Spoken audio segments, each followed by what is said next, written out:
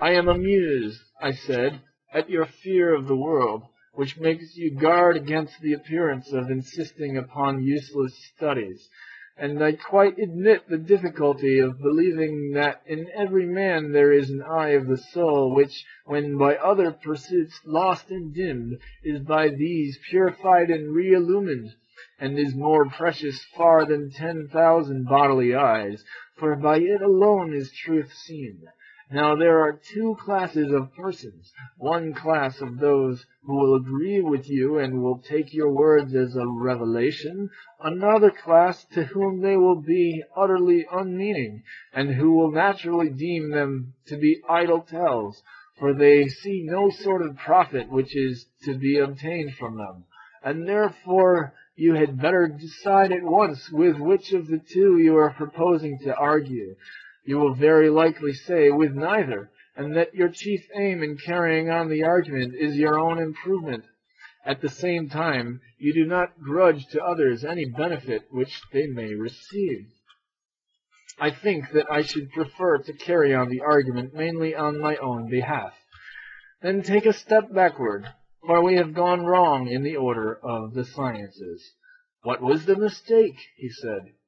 After plane geometry, I said, we proceed at once to solids in revolution, instead of taking solids in themselves, whereas after the second dimension, the third, which is concerned with cubes and dimensions of depth, ought to have followed.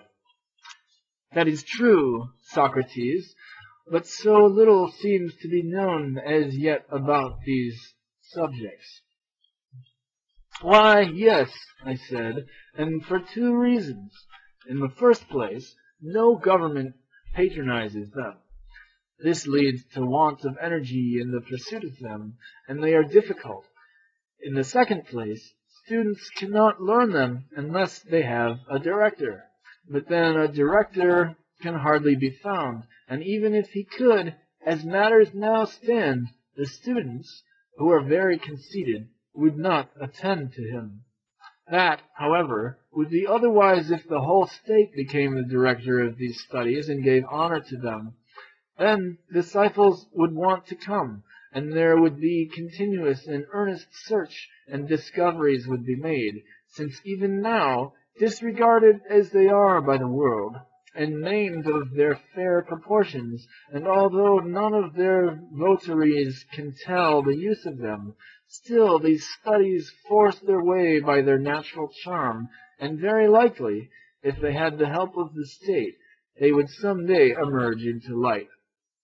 Yes, he said, there is a remarkable charm in them, but I do not clearly understand the change in the order.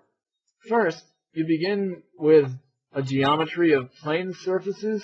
Yes, I said. And you placed astronomy next? And then you made a step backward? Yes, and I have delayed you by my hurry.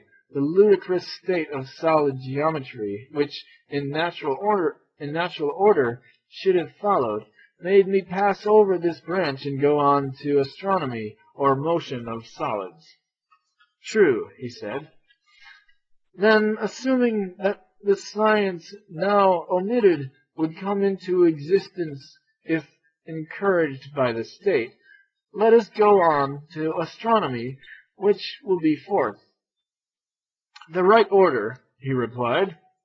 And now, Socrates, as you rebuked the vulgar manner in which I praised astronomy before, my praise shall be given in your own spirit, for everyone, as I think, must see that astronomy compels the soul to look upwards and leads us from this world to another.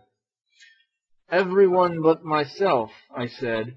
To everyone else this may be clear, but not to me. And what then would you say? I should rather say that those who elevate astronomy into philosophy appear to me to make us look downwards and not upwards. What do you mean? He asked. You, I replied, have in your mind a truly sublime conception of our knowledge of the things above. And I dare say that if a person were to throw his head back and study the fretted ceiling, you would still think that his mind was the percipient, and not his eyes. And you are very likely right, and I may be a simpleton, but, in my opinion, that knowledge only which is of being and of the unseen can make the soul look upwards, and whether a man gapes at the heavens or blinks on the ground, seeking to learn some particular of sense, I would deny that he can learn, for nothing of that sort is matter of science.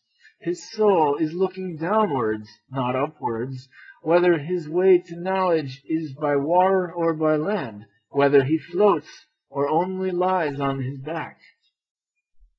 I acknowledge, he said, the justice of your rebuke. Still, I should like to ascertain how astronomy can be learned in any manner more conducive to that knowledge of which we are speaking. I will tell you, I said.